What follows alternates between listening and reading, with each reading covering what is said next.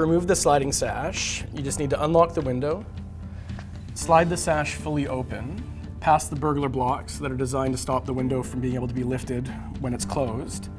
Then grab the sash on both sides, lift up, and swing the bottom in, and then it should just come out.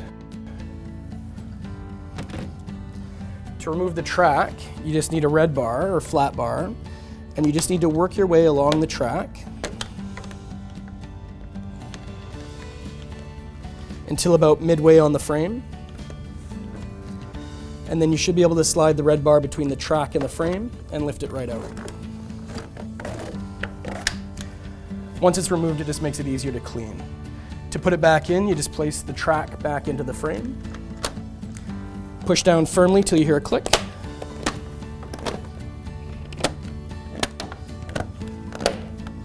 And then you're able to put the sash back in.